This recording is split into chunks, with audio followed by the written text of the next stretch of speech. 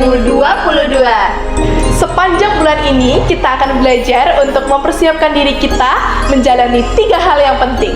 Pertama, bersiap memasuki tahun yang baru 2023. Kedua, bersiap menjalani pelayanan Alpha Center yang baru di tahun 2023. Dan yang ketiga, bersiap menyongsong kedatangan Tuhan Yesus yang kedua kali. Apa pentingnya persiapan? Persiapan adalah kata kunci untuk sebuah keberhasilan. Tanpa persiapan, semua pekerjaan kita adalah sembarangan dan asal-asalan saja. Persiapan akan membuat seseorang lebih teliti dalam melakukan sesuatu. Makanya, sebelum melakukan apapun, terutama yang berkaitan dengan pekerjaan, pelayanan, dan sebagainya, dibutuhkan persiapan yang matang.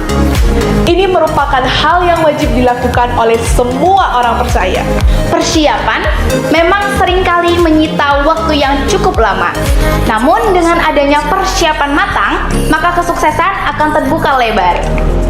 Ada pepatah mengatakan, hasil tidak akan mengkhianati proses. Dari sini kita bisa tahu betapa pentingnya persiapan. Sebuah kesuksesan di masa depan akan kita raih bersama ketika kita sepakat menjalani proses persiapan. Karena itu, mari jemaat Tuhan, persiapkan diri Anda memasuki bulan persiapan ini. Percayalah, persiapan ini akan membawa Anda menuju kemajuan, keberhasilan, dan kemenangan yang besar. Selamat datang di bulan persiapan. Tuhan Yesus memberkati.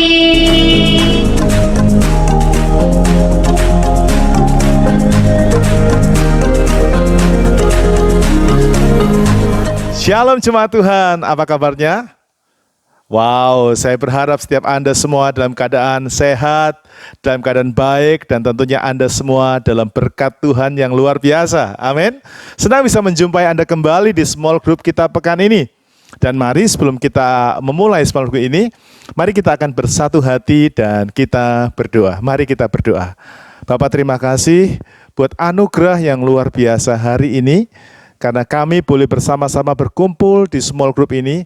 Dan satu kerinduan kami adalah kami boleh mendapatkan kebenaran firman Tuhan melalui firman Tuhan yang disampaikan di small group ini. Hamba-Mu berdoa, Tuhan berikan kepada kami pengertian, hikmat, dan pewahyuan yang baru, sehingga kami semua dapat memahami. Kami boleh mengerti isi hati-Mu, dan tentunya kami boleh melakukan di dalam kehidupan kami semuanya.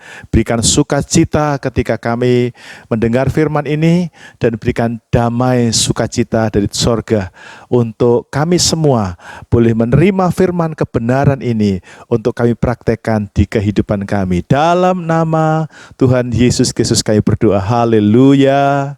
Amin. Puji nama Tuhan. Saudara yang kasih Tuhan, tema untuk small group kita pekan ini adalah bekerja demi makanan yang tidak kadaluarsa. Wow, ini tema yang mungkin sedikit berbeda karena kita bicara tentang kadaluarsa. Saya akan mulai dengan bagian ini. Sadar atau tidak, kehidupan ini berbicara tentang motivasi kehidupan. Contoh misalnya, ketika Anda bekerja, ada orang yang bekerja begitu giat, begitu semangat, rajin sekali, sampai hampir-hampir dia nggak punya waktu untuk istirahat, waktu untuk bermain, waktu untuk bersama-sama dengan anak-anak dan keluarga. Siang malam dia bekerja dan tidak ada berhenti. Pertanyaannya, apa alasannya? Tentu karena motivasi kehidupan. Misalnya pengen supaya bisa berhasil lebih cepat, pengen bisa beli properti yang bagus, pengen nanti di masa tua sudah punya simpanan dan lain sebagainya. Itu motivasinya. Ada orang lain, wah dia begitu rajin ke gereja. Bahkan, wah semangat melayani pekerjaan Tuhan. Tanya sama hostnya, Pak boleh nggak saya ikut dalam pelayanan? Boleh nggak saya terlibat di pelayanan ini dan itu? Oh, dia semangat sekali saudaraku ya. Lalu orang bertanya, apa alasannya? Sederhana, Karena Pak, saya pengen membalas kebaikan Tuhan. Saya ini pernah ditolong Tuhan, Pak. Saya hampir mati. Saya sudah disembuhkan dari penyakit. Saya sekarang pengen membalas kebaikan Tuhan. Ada yang lain berkata, saya pengen punya investasi Pak di sorga. Ada yang lain berkata, oh Pak, rumah saya di sorga belum jadi. Saya pengen rumah saya di sorga jadi. Dan lain sebagainya. Ini motivasi kehidupan yang menggerakkan orang rajin ke gereja. Tapi ada juga orang yang lain. Dia sebaliknya malas ke gereja. Bahkan kalau boleh dikatakan sampai dengarkan khotbah, dengarkan firman Tuhan, apalagi baca ya. Oh nggak mau sekalipun, nggak mau saudaraku ya. Ditanya, apa ada alasannya? Ada dong, pasti ada alasannya. Apa alasannya? Karena mungkin motivasi kehidupannya berbeda. Dia berkata begini, hidup saya ini bukan ditentukan karena saya rajin ke gereja, karena saya baca Alkitab, itu motivasi kehidupannya. Atau mungkin ada alasan-alasan yang lainnya. Tapi intinya Anda dan saya hari ini pahami bersama-sama, kehidupan di bumi ini berbicara tentang motivasi kehidupan. Satu ketika Tuhan Yesus membuat mujizat. Ketika dia ngajar, bicara kepada orang banyak, dia harus memberi makan 5.000 orang laki-laki. Banyak apa sedikit kira-kira? Pasti banyak sekali. Nah, jika ditambah dengan perempuan, biasanya laki-laki ada perempuannya. Meskipun ada orang-orang yang mungkin datang sendirian, tidak pakai pasangannya. Tapi diperkirakan kalau seandainya itu dihitung laki-laki dan anak-anak, itu bisa diperkirakan 12.000 orang. Yesus memberi makan 12.000. Ya. Dan akibat dari mujizat ini, banyak orang menjadi begitu kagum, penasaran.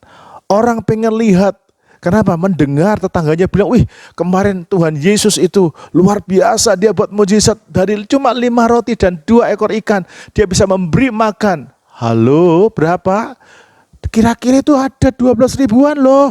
Nah, dan semua orang jadi kepengen hadir di setiap pertemuan-pertemuan yang diadakan Tuhan. Banyak orang menjadi penasaran, pengen lihat Tuhan, pengen hadir di setiap kesempatan. Tapi pertanyaannya, apa motivasi mereka?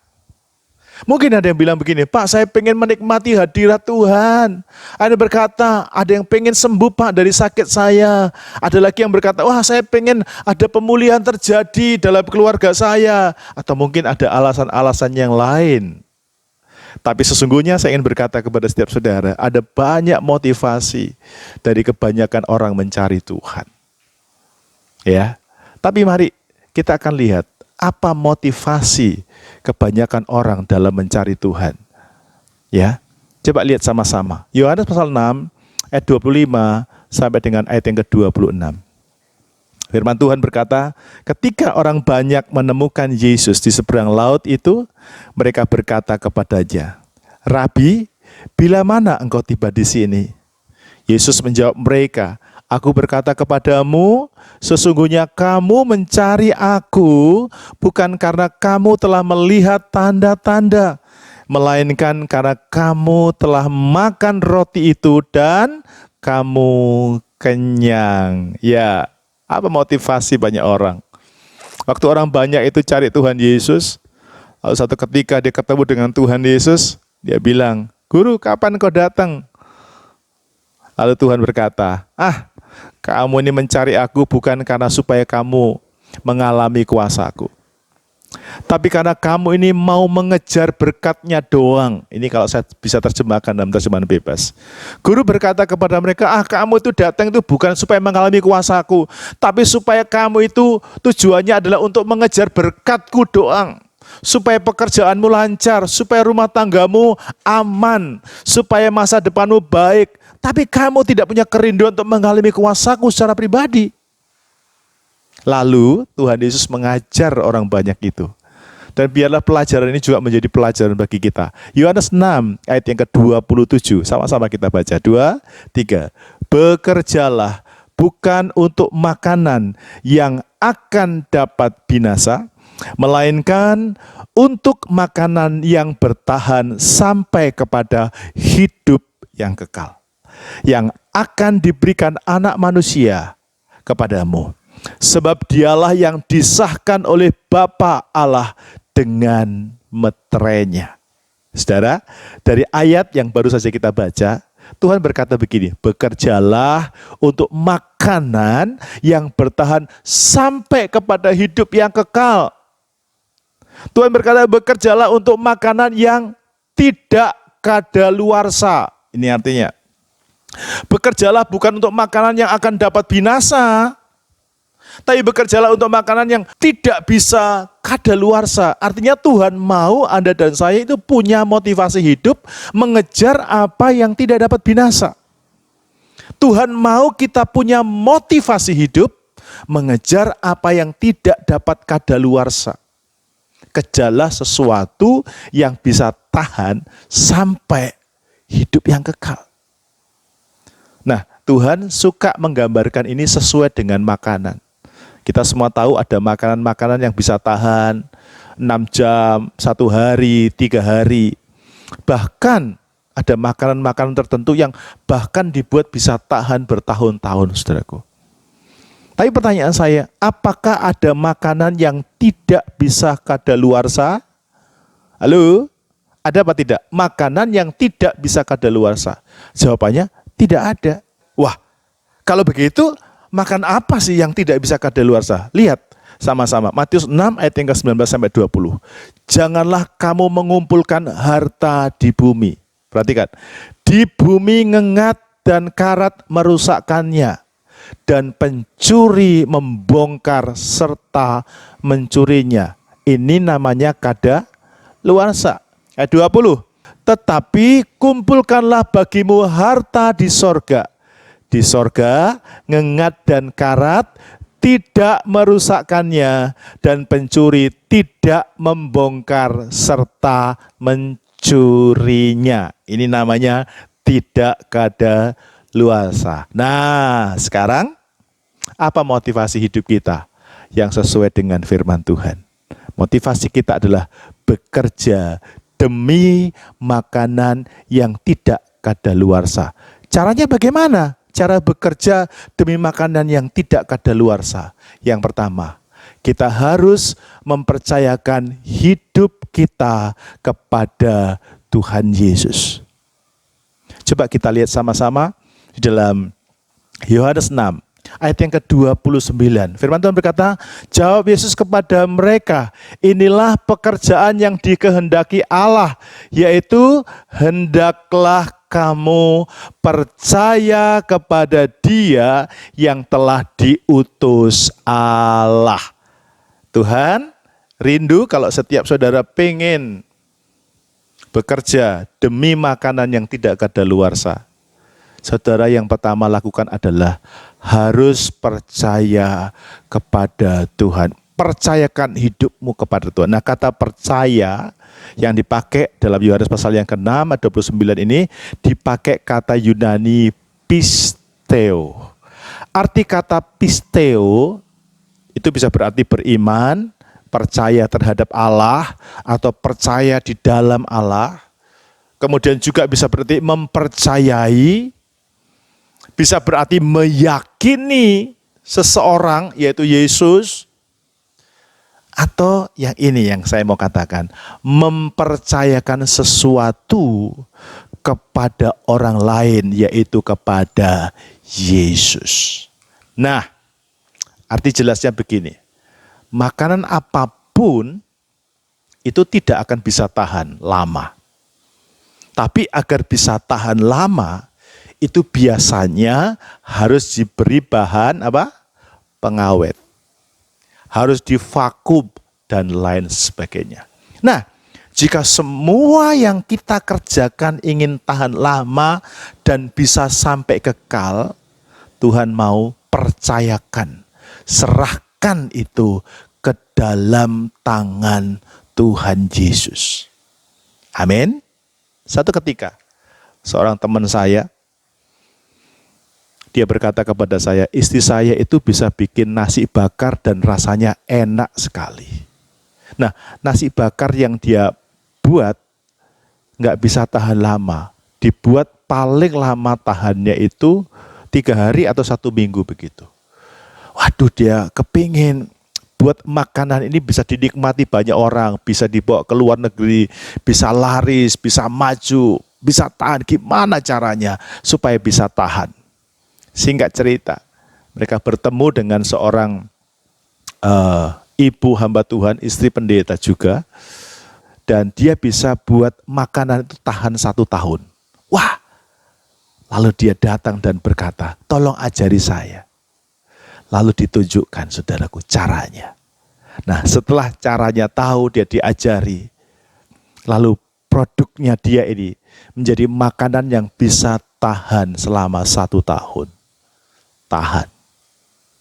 Saudara, kalau saudara kepingin motivasi hidupmu tahan sampai akhir, bahkan sampai di kekekalan, saudara harus percayakan hidupmu kepada Tuhan.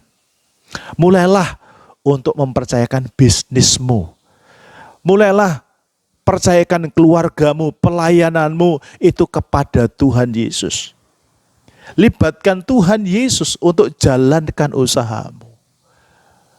Libatkan Tuhan Yesus untuk memerintah, untuk memimpin keluargamu, bahkan masa depanmu. Dan kau akan lihat semua motivasi hidupmu itu akan bertahan dan tidak kadaluarsa. Amin, saudaraku. Makanya penting buat saudara percayakan hidupmu kepada Tuhan. Sekarang yang kedua, apa motivasi hidup kita yang sesuai dengan firman? Bekerjalah demi makanan yang tidak kadaluarsa. Caranya bagaimana? Coba kita lihat. Yohanes 6 ayat 35. Kata Yesus kepada mereka, akulah roti hidup. Barang siapa datang kepadaku, ia tidak akan lapar lagi. Dan barang siapa percaya kepadaku, ia tidak akan haus lagi. Nah, sekarang cara kedua. Bagaimana caranya kita bekerja demi makanan yang tidak kadaluarsa. Hasilnya tidak kadaluarsa. Sama-sama dibaca. 2, 3. Kita harus datang dengan percaya kepada Tuhan Yesus. Kita harus datang dengan percaya. Ada orang datang kepada kita itu berbagai macam motivasi. Percaya atau sambil nengok-nengok. Ya, percaya tapi sambil mengkritisi. Percaya sambil lihat salahnya di mana. Anda datang ke small group ini apa motivasinya? Apakah Anda datang dengan percaya? Atau Anda datang karena istrimu atau suamimu datang ke sini? Dan Anda, kalau bisa dengar ya dengarlah. Kalau bagus aku aminkan. Kalau nyusuk di hati ya gak usah didengerin. Ada orang punya motivasi seperti itu pilihan Anda. Tidak ada yang bisa ganggu gugat. Tapi yang rugi Anda sendiri. Kalau Anda pengen hasil kerjamu itu sampai engkau nanti tinggal di surga itu masih bekerja, menghasilkan sesuatu dalam hidupmu. Yang kedua, Anda harus datang dengan percaya kepada Tuhan Yesus. Nah, kata datang itu berasal dari kata Yunani erkomai. Nah, kata erkomai itu artinya menyeberang sampai mendapatkan. Yang kedua ini arti jelasnya begini. Agar motivasi hidupmu itu tahan lama. Hasil karyamu itu menghasilkan makanan yang bertahan sampai hidup yang kekal. Pegang baik-baik. Yang kedua, Anda harus berani menyerahkan cara-cara bisnismu itu kepada ahlinya. Amin. Berani enggak Anda menyerahkan bisnismu kepada yang ahli? Saudara, tiap-tiap orang itu punya kemampuan tertentu untuk menjalankan sebuah bisnis. Orang yang hebat di bisnis otomotif belum tentu hebat dalam dunia makanan. Orang yang hebat di dunia makanan belum tentu hebat di bidang yang lainnya. Tiap-tiap orang itu punya keahlian.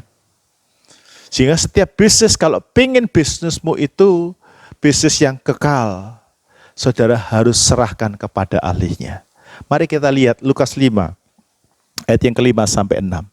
Simon menjawab, Guru, Telah sepanjang malam kami bekerja keras dan kami tidak menangkap apa-apa. Tetapi karena Engkau menyuruhnya, perhatikan ini, aku akan menebarkan jala juga. Dan setelah mereka melakukannya, mereka menangkap sejumlah besar ikan sehingga jala mereka mulai koyak. Saudara catat baik-baik. Yesus dan Petrus ahli siapa? Saya berkata, ahli Tuhan Yesus. Katakan amin. Petrus ini dari kecil hidup di lingkungan nelayan. Dia bekerja sebagai seorang penangkap ikan dari kecil. Tapi satu ketika Yesus berkata, Petrus, tebarkanlah jalamu. Petrus tebarkan, karena Petrus tahu ini ahlinya. Dan Petrus dengan berani berkata, Guru, telah sepanjang malam kami menangkapnya, tetapi karena Engkau yang menyuruhnya, karena Engkau ahlinya, maka aku akan nurut dan tebarkan jala juga. Saudara, pesan hari ini yang kedua, kalau Anda kepingin bisnismu itu kekal, maka yang perlu engkau dan saya lakukan adalah saudara perlu untuk menyerahkan bisnismu itu kepada Tuhan yang ahli. Itu juga berarti pindahkan seluruh motivasimu, mulai ikutilah motivasinya Tuhan. Kadang-kadang kita mesti mengubah bisnis kita, pelayanan kita perlu mengubah motivasi kita. Jika semua yang kita kerjakan adalah motivasinya Tuhan, maka motivasimu akan tahan lama, bisnismu akan tahan lama, dan sampai kepada hidup yang kekal. Amin. Saudara, mau tahan lama? Yang pertama, harus percaya Tuhan. Yang kedua, harus mau datang dengan percaya kepada Tuhan. Serahkan kepada Tuhan, Tuhan pasti hebat mengubah hidup saudara. Amin. Mari kita akan datang kepada Tuhan. Berkatilah kami setelah kami mendengarkan materi hari ini. Tanamkan di dalam diri kami masing-masing, supaya kami belajar untuk mengejar tentang apa yang bernilai kekal. Ajari kami untuk kami bisa nurut dengan Tuhan, mau percaya kepada Tuhan, dan mau datang dengan percaya. Karena kami tahu Engkau adalah ahlinya, yang bisa mengubah apapun, yang sulit, yang sukar, yang mustahil, bahkan Engkau bisa lakukan dalam hidup kami. Bapakku berdoa saat ini, biarlah tiap-tiap orang yang mendengar pesan ini mulai terbuka hatinya akan firman-Mu. Mereka mulai diubahkan, mereka dibawa kepada satu pengertian yang benar, hidup seturut mau dan kehendak Tuhan. Berkati kami, sebentar kami akan masuk dalam sharing, biar sharing kami akan saling memberkati satu dengan yang lain. Dalam nama Tuhan Yesus, hamba berdoa dan mengucap syukur. Haleluya. Amin. Puji nama Tuhan. Kita saatnya masuk di dalam paduan sharing kita. Untuk paduan sharing kita yang pertama, apa berkat yang sudah dapatkan dari pelajaran hari ini? Dan yang kedua, apa komitmen saudara setelah Anda mendengar pelajaran hari ini? Pastikan Anda semua membagikan berkat yang ada supaya yang lainnya ikut terberkati. Amin, saudaraku. Selamat membagikan kasih Tuhan dan sampai berjumpa minggu depan. Shalom, shalom, shalom.